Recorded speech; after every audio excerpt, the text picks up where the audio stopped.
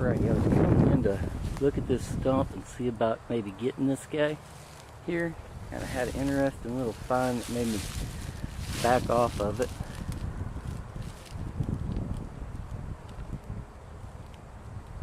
Those little guys right there. I doubt that the camera's really picking it up too good, especially probably the way that I was shaking around with it. But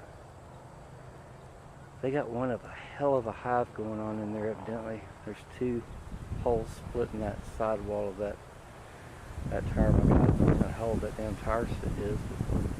But anyway, thought it was pretty interesting.